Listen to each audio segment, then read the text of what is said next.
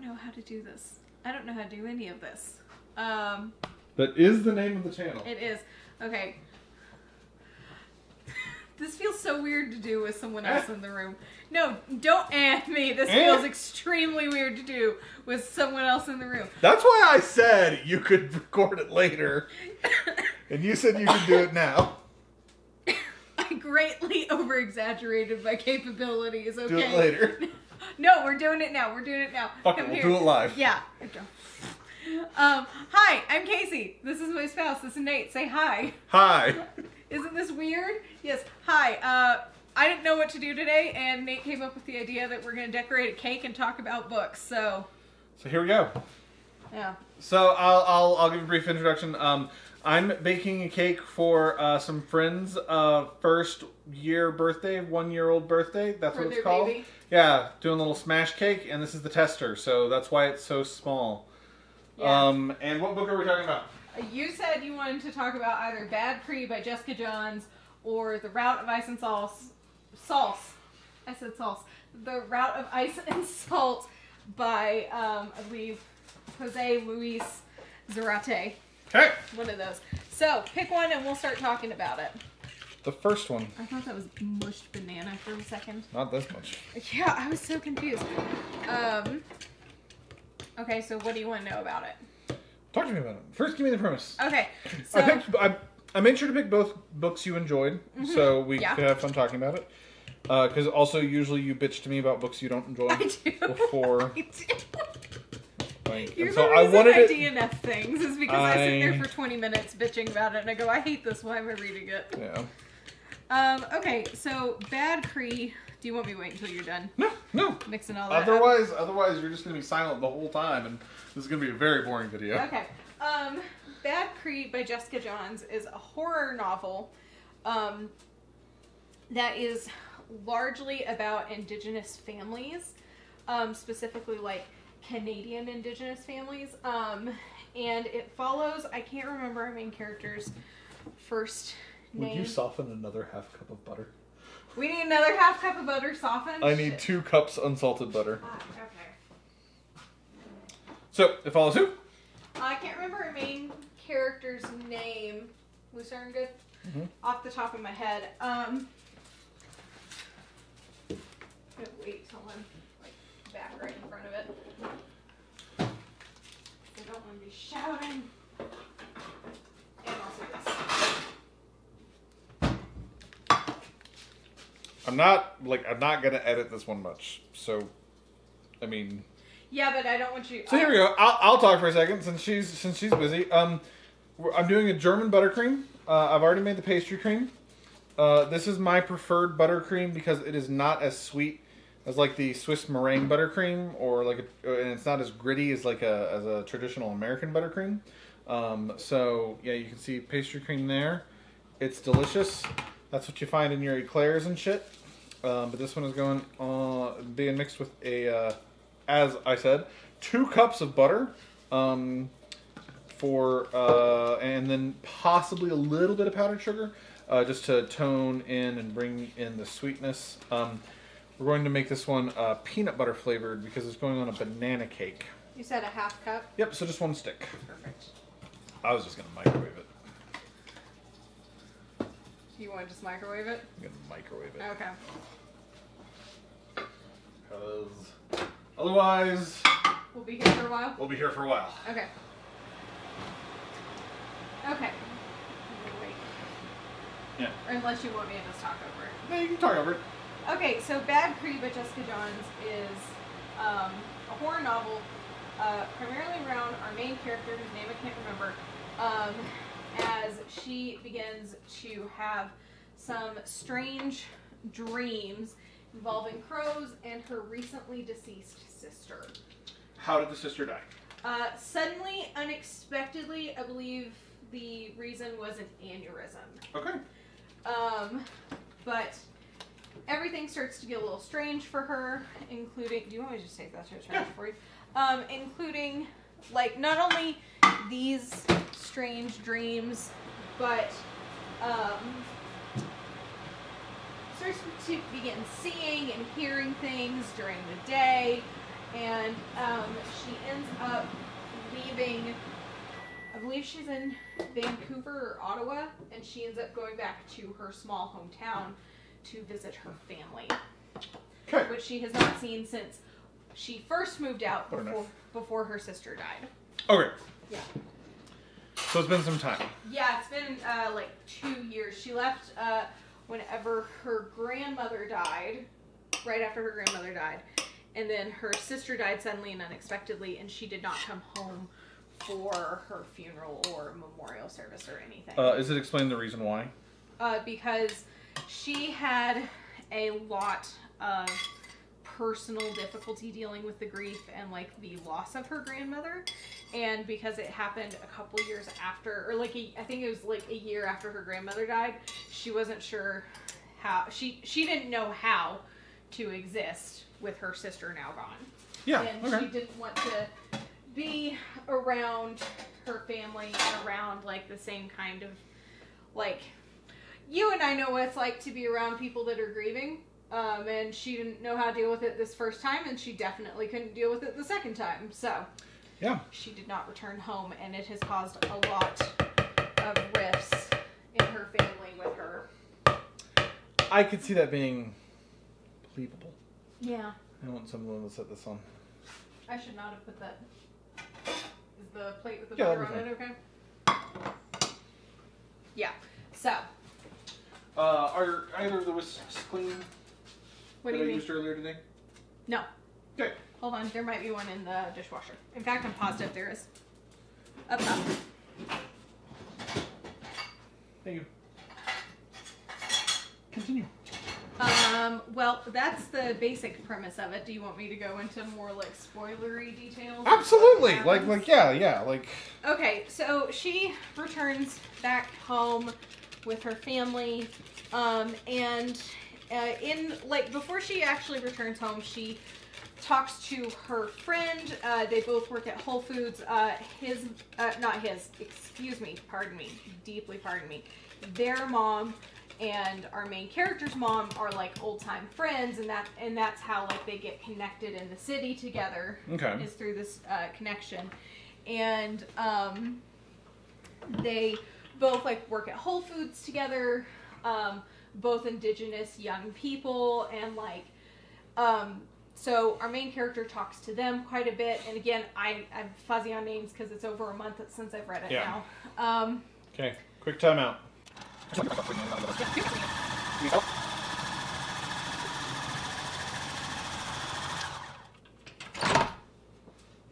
So they begin talking, and our main character, she begins to explain the strange things that are going on, and their friend encourages her to go back home, or at least to begin reaching out to her family. And whenever she does, she begins to like kind of learn that like everyone, all the women in her family have really strange connections with dreams. Okay. So like one of her aunts dreams of the future. Mm-hmm.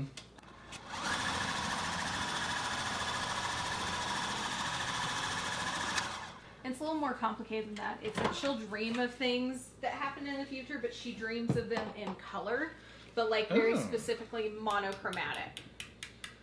And the colors aren't consistent across her entire life. Sometimes orange is Little positive. spoon. Sometimes orange is positive. And so, like, you And say some- monochromatic, so it's like just, like rosebud? No, like everything is in like vibrant orange. Okay, okay. And sometimes vibrant orange means danger, and sometimes it means something positive. But she can also, whenever she starts having these dreams, she'll see like the people involved in them, and she'll see like the aura around them as these colors. Okay. Yeah. And so all the women in her family seem like in her like immediate family. So her mom, her aunts, her sister, and her closest cousin, they all have something that happens in their dreams that's a little bit. Does she find out that this Weird. also happened to her grandmother? Mm-hmm. Because she had that close connection with her grandmother? Mm-hmm. Mm-hmm. Her. But so she returns home. Oh, wait. But she returns home and she begins finding out these things, and her, bless you, and then she begins, like, there are very strange things happening in her dream. It's not just with, like, crows and her sisters. Sometimes she wakes up and she's holding something and it will disappear shortly, but as this continues on, she begins to be able to hold on to things for longer. Okay.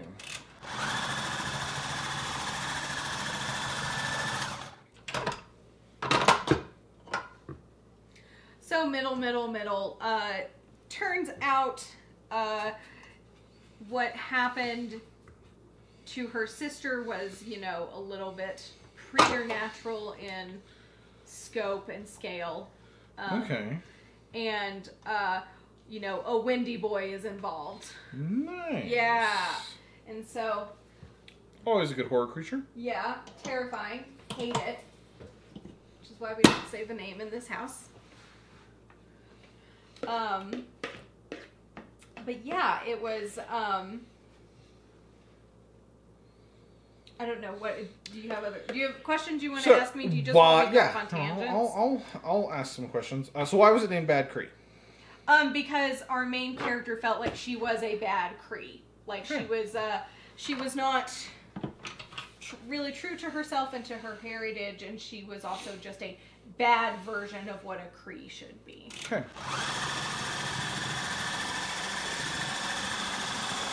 Now, does she overcome some of those feelings by the end of the book? Is that kind of like the journey?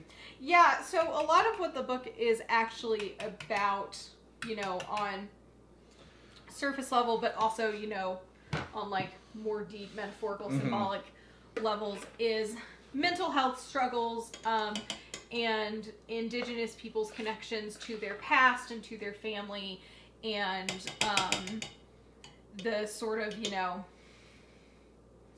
isolationist efforts that happen to keep them from having those connections that help them strengthen not only their bonds, but themselves. Okay. Now, is this the one that you rated 5 stars, 4.75? I think I gave it 4.5. Okay, loud noise. I think you gave it 4.5. I think. I'll look it up on Storygraph real fast. I know on Goodreads I ended up giving it 4, so it might have been like 4.25. Because if you'd given it that 4.75, it probably would have been 5 on... Yeah, so I gave it a 4.25, which was not like... Like, we talked about this before, not on camera, obviously, but there are, like, just times where you just kind of have... Like, I just have gut feelings about where a book lands for me, and this was one of them. Yeah, it sounds like it. Since we haven't really talked about it, it strikes me as one of those ones that was like, it was very good at the time... but, you know, nothing like kind of struck you. It hasn't been living in your brain rent free kind of thing. Yeah.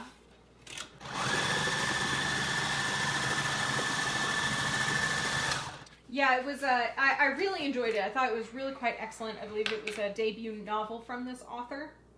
And I, like... That's not a criticism in any way, shape, or form. What I'm about to say isn't a criticism in any way, shape, or form. I think you could honestly tell that it was to an extent. I think that there could have been more done to have enhanced not almost everything about the book, but a lot of things about the book. And I thought it was really quite good, especially if I'm correct in that it was this author's first novel. It was really, really good, and it did a lot of things very well. I just think that, you know, there are other things that could have been done. You changing your mind on the peanut butter? No, I'm following the instructions. It says shake before use. Oh shit. Well, I didn't know that. So this has sugar in it. Okay, yeah.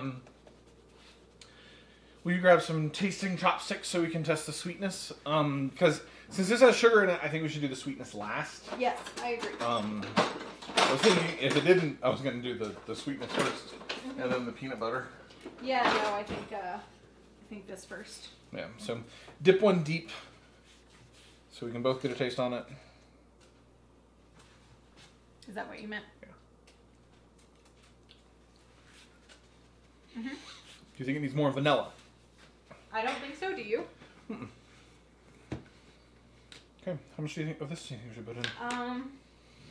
You want it to be pretty peanut buttery, right? I really do. at least start with quarter cup. Or approximately a quarter cup. Yeah. Okay. We'll start there. Okay.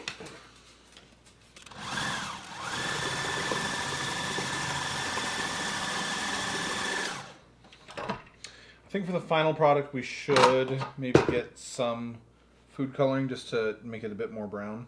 Yeah, that's why I thought we were going to put cocoa powder in here. Oh, we could lean into that chocolate peanut butter. Mm-hmm. Yeah.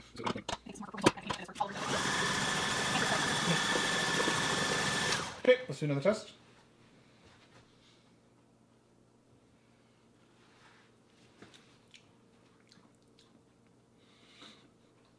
I think we can still do another quarter cup. Agreed. Okay. Oh my goodness. Come on, let's get out. Come on. I know we're doing things. You just want to be involved. I'm gonna start low this time, Right? rather than dusting the kitchen with Not the whole kitchen. powder.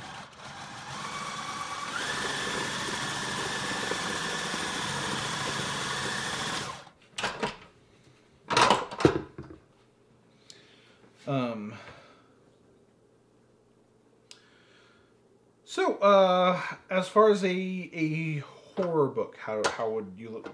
Like, kind of rating it in a vacuum, like amongst other horror books, how would you rate it? I would. That's really hard. It's it kind of depends on what you're looking for, right? So as far as intrigue is concerned, I would say I would give it really high comparatively. I would probably put it up there with something like Lakewood by Megan Giddings, which I also found extremely intriguing. Mm-hmm. I was just doing this, kind of spread it out. We can keep talking. As far as like scary is concerned, I struggle to find anything that really like freaks me out or bothers me or genuinely frightens me at any point in time now. I think we're there on peanut butter. Mm-hmm. It's definitely there, but not overpowering. Yeah. Do we want to do a pinch of cocoa? I think we should try a pinch of cocoa in there. Okay. I mean, we want it. I know we're gonna put the chocolate shards on it to make it look like bark, but I don't think it's gonna fully look like a tree if it's this color. And I think this is the quickest way to do that. Yeah. Without overwhelming it. It's a very pale wood right now. But if you disagree with me, please tell me. I'm not. Give me a tiny spoon. Like that? Yeah.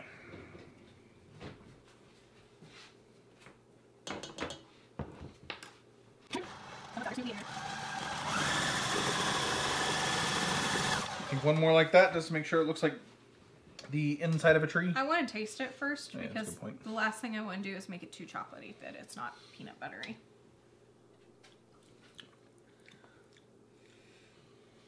I think we can do one more like that. Mm-hmm. That tastes really good. Okay.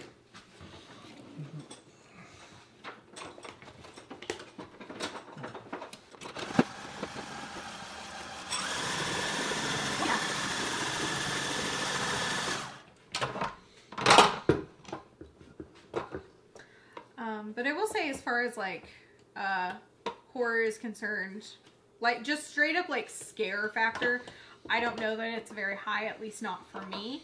But I will say for unsettling, I would give it extremely high marks. I think that it starts off with it has such a punchy opening that before you even know the characters or the dynamics, you're already like, what the fuck is happening to this girl? What is going on? Nice, just through the dreams? Yeah, it starts with her in a dream.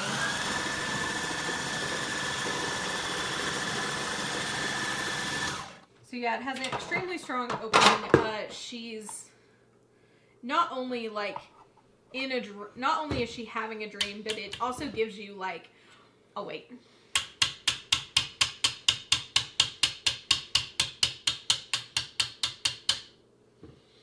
It sets up the intrigue extremely well because this is how you find out she has a sister who died extremely mysteriously. Oh, nice. And it's never really been resolved. I don't want to say solved because... Yeah, like... Because, medical phenomena, essentially.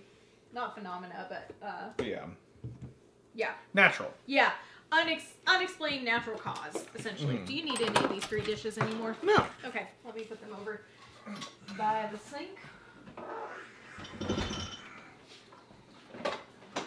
But it gives you that teaser of like her sister is dead and she's still suffering a lot of grief and a lot of like anxiety and everything around it, and it's caused a lot of problems for her. So it teases a lot of the aspects of the story extremely well. I think it has one of the best openings that I've read in a book in a while. That's really cool to hear. Yeah. Because that goes a long way for like really like making the whole book engaging. Yeah. I think I need to use the leveler because it's tester cake. It's 2 tiny cakes. Where'd my cardboard go that I set out? I just put it up on top there because stuff was happening right there. Would you like me to put the cocoa powder and the peanut butter powder up? Yeah, we can put both of those up. Yeah, I do think sometimes in horror, it can take almost too long to really get started. And to get going and to like give you that, to give you all of that. It's one of those instances where it's like, like there's always like that, like, so many horror books, movies, everything take that approach of like, oh yeah, let's make sure it looks like all happy hunky-dory at the very beginning. And that kind of thing. And it's like, okay, well yeah, but how are we transitioning into the book? How are we transitioning into the meat of the story? And I think that's something that is that's a good way to do it well, is to preface it like that. It's one of the things, like, looking at at least like the movie version of The Shining is like, oh yeah, we start off with we things are kind of okay. Yeah. But little Danny Torrance is always like kind of like our something's going on here. And I think that's important. Yeah. Because it really does help with making sure that we know this is a horror movie. It's not like, I think we've all seen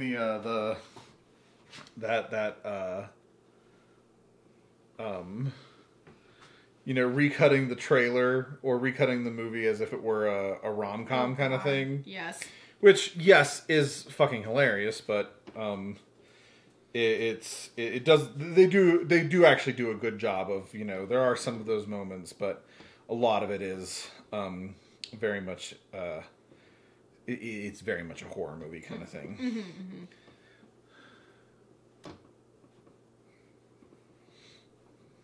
So, what was the other one? The other one was the Route of Ice and Salt, and I can't remember if it's Jose Luis or Luis Jose. All I remember is that I fucking love that title. I really do. It's a really great title. So just very quickly, it's another short horror. I believe it's technically a novella. And we follow hi, someone's touching my butt. You gotta get out of here, honey. Come on, get out. No, stay out. I don't care that you smell peanut butter and banana. So I think it has it is following a crew of sailors that are kind of unknowingly transporting Dracula from Romania to London. Okay. But I think that one of the most interesting things about this novella is actually has nothing to do with the contents of it and has everything to do with the context of it. So, do you need a piping tip? You have one. Beautiful. Oh, you got the Macron tip. Nice. Yeah, it'll be exactly what I need for something like this. Nice and thick. Yeah. Do you want a clip? Yeah, that'd be great. So some of the context around this is that it was published in Mexico, I believe in the early 90s, so like 93 or something like that. And it is very openly queer and very much like just like extremely gay is how I guess I will say it. And it was published, the author wrote it because at the time Mexico did not have a lot of local horror being published or science fiction. Mm-hmm. And so there was this push. I can't remember if it's from, sorry for the dog tippy taps, by the way. I can't remember if it was pushed from the publishing industry or from like local authors or something, but there was this push to start having more locally published Mexican horror and science fiction. Huh. And this was one of the things that came from that. And it's only gotten a lot, like at the time it didn't get a lot of attention. You need me to spin, right? Yeah. That's what you asked me to do. Which way? It doesn't matter. Just consistently? Yeah. In fact, if you could do it clockwise. No, sorry, I'm gonna do lines. Okay. Like that.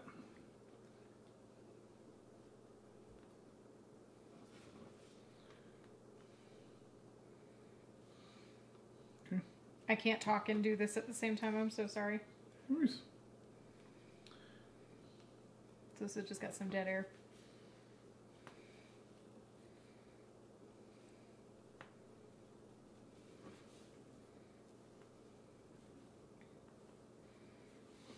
Yeah, I'll just get distracted talking.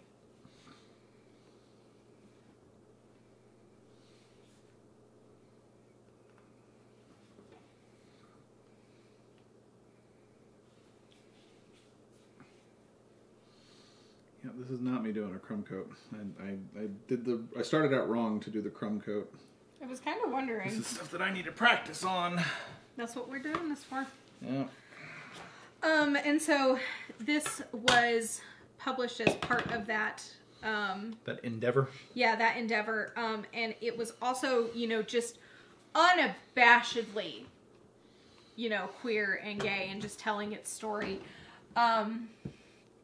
Which was, because it was the 90s, you see, not commonplace.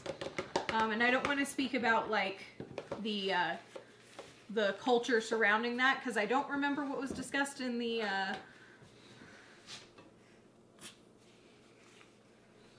foreword for this. And it's not my country, so I can't attest to that.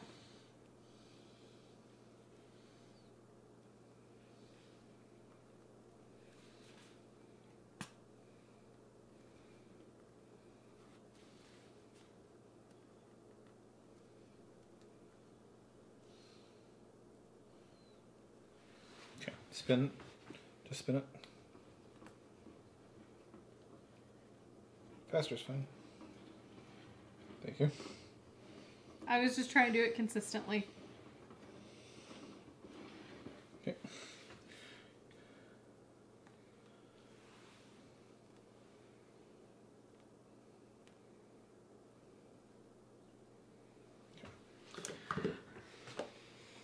Do you know where my flat metal one is?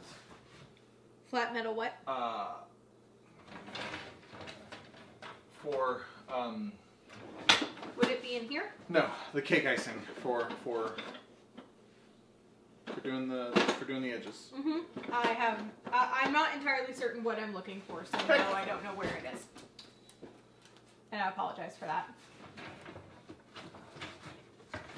I know you talked about it. I'll get that. Beautiful. I knew you talked about it over the last several days, so I knew we had it, but I did not really have what it looked like in my head. Okay.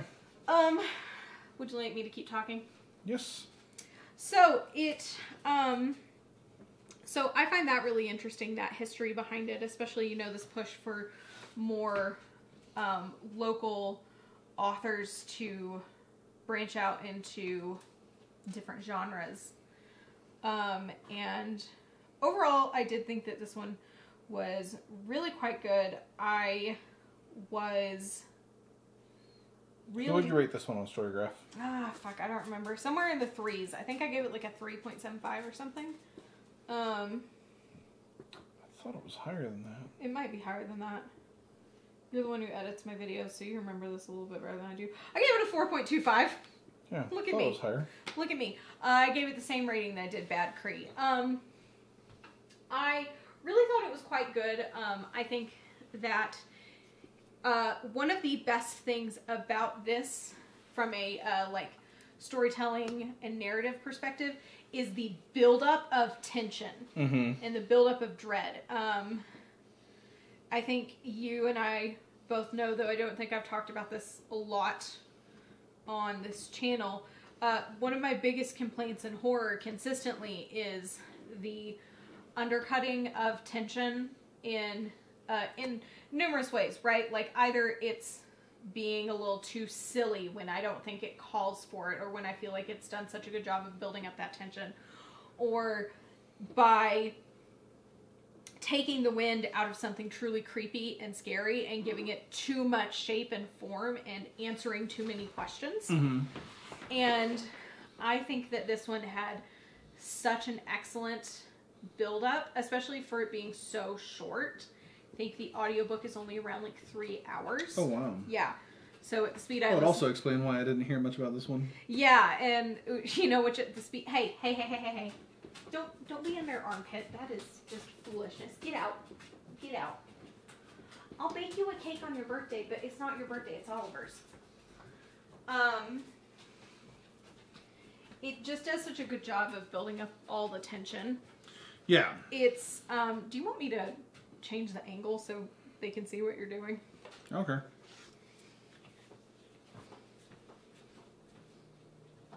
don't want to fuck with it.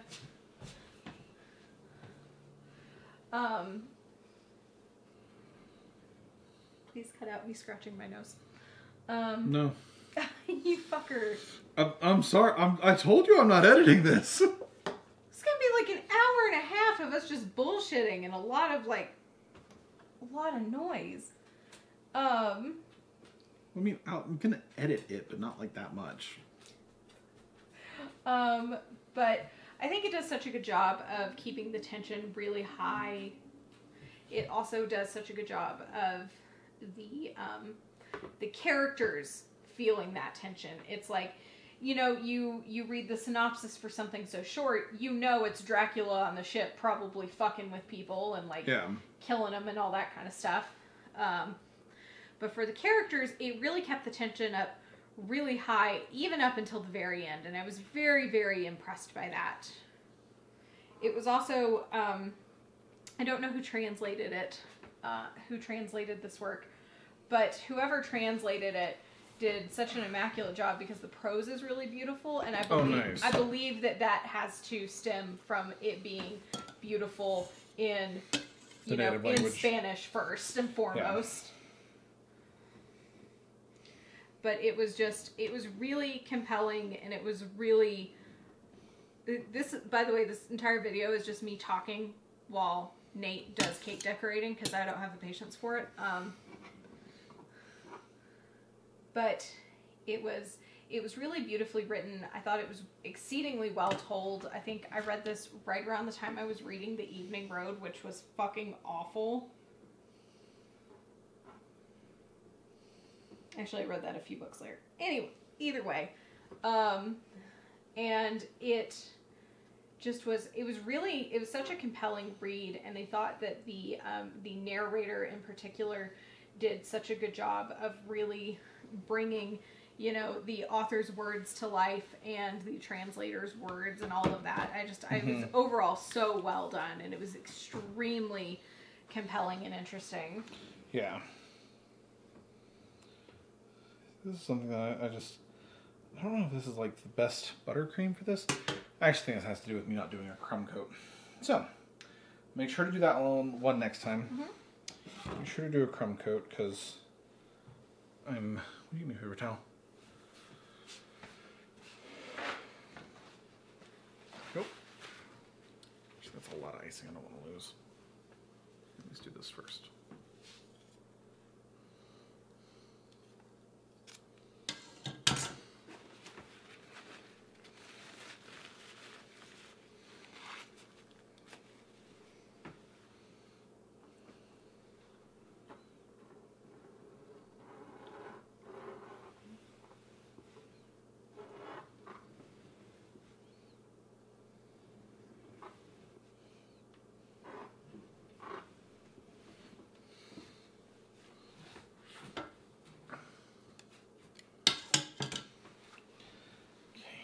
Let me spin out that edge. Let me try to get this. See, it makes me want to get one of those like magic ones that like spins on its own. What do you mean spins on its own? Like that has like a motor. We can do that.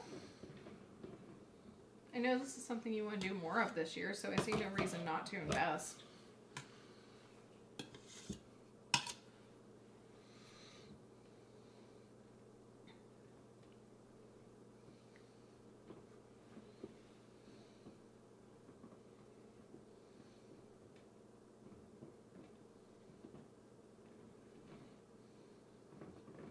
We also need to make dinner after this. Yeah, would you preheat the oven?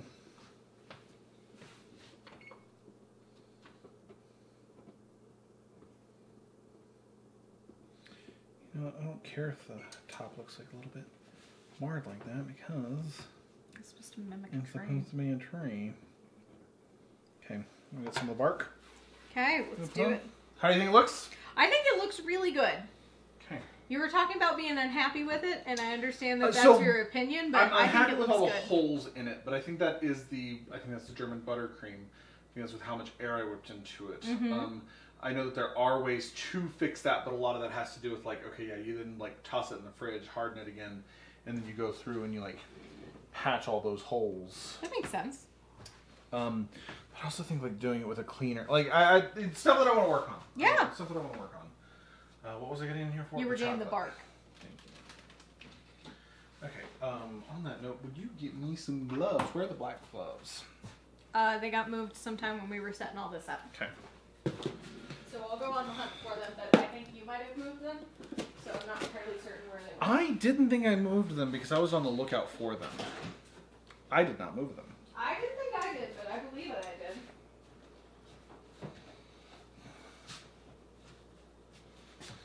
May I steal one of your gloves to assist with this? Absolutely. Since this is a part of the process I can do. Although it's going to have to be one-handed.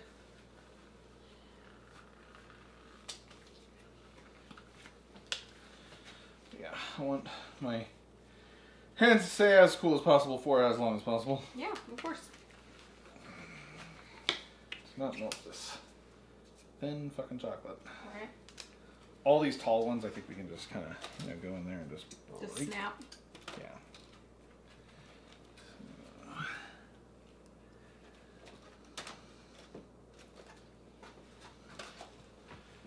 I don't know if you want me to hand you pieces or if you want me to put them on You there. want to put some on? I would love to, but I didn't want to. Yeah, put some on. I didn't want to fuck with your vision. There is no vision.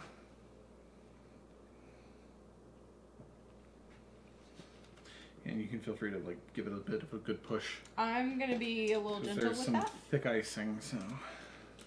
I'm going to be gentle with that. Because anytime we do stuff like this, I just hear my grandmother in my head screaming at me about how I'm going to fuck everything up. Although she would not use those words. She would think of them. Oh God, yes.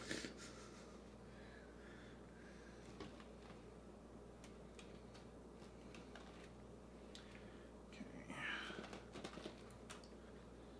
Here, let me, hold on. I'm gonna just do that for us. Mm. That way you can work on, That there we changes go. my plan. So I was going to shove that onto the side there. Oh, look at this. We can do like this whole smaller cake with one candy bar. So Mm-hmm. that is good to know about like the sizing. Now, depending on the feedback we get, because I'm thinking that they might say that they want the icing darker. So we may want to... I think they're too nice and they're not going to say much about it. I think they're just going to say it's amazing. Well, I would like for them to say something. I mean, honestly, tell me what you want. You were trying to hire a bakery and then no one got back to you. So you had to slum it with us. How dare you? How dare you? Oh, come on. I'm allowed to be self-deprecating. No, you're not. Not after what we did for their baby shower. Yeah. They've probably forgotten all about that. Okay, if you're going to include this in the video, you have to put in the pictures of what we did for the baby shower. No, I'm not. I will do that. I will include the pictures of what we did for the baby shower. So if you look at this cake at the end, all Nathan of you that's going to watch this, and you're like, wow, That looks real shitty. That looks shitty. This is a tester. Yeah, this is very much a tester. I'm very much rushing. I'm very disappointed with the mark because I put the flat side on the wrong side. Well, that's stuff for us to fix next time. Again, it's like, yeah, it's all a learning experience. And so. you can tell them that tomorrow when you take this cake up to work. Yeah. I'm going to come in and now I'm going to do like these little cracks. See, I didn't think we were trying to do all of that because this was all just very much proof of concept of like... Yeah. See, this is like... Yes. Like, is that on the wrong side? Yes, but it's the first time we're doing it. If you want the icing darker, you have to tell us. How do the flavors taste? All of this will be fixed. Yeah. Do you remember how much prep work we did for the fucking baby shower? Because it was a lot. I took a week off. Well, and that was just for the preparation. That was not for the... That was for the week of. That was for the week of, yeah. That was not us spending 2.5 months testing recipes and then being like, you have to narrow this down. Yeah. Okay, yeah. Nope. Yeah, I do honestly just feel like this is a purely proof of concept.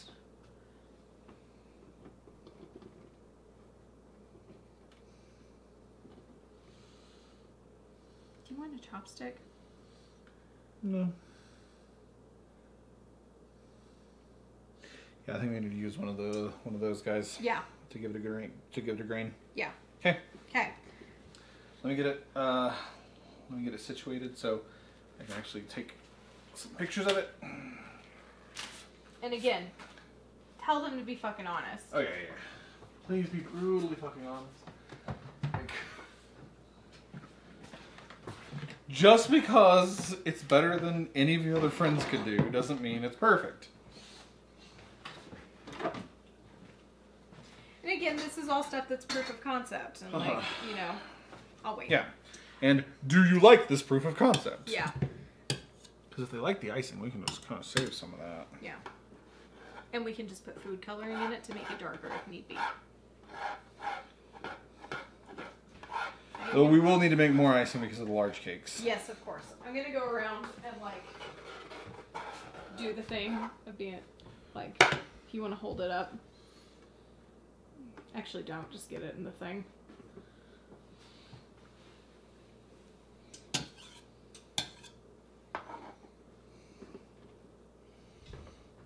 I help you in any way? No. There you go. Ta-da! Voila. That's the tester cake.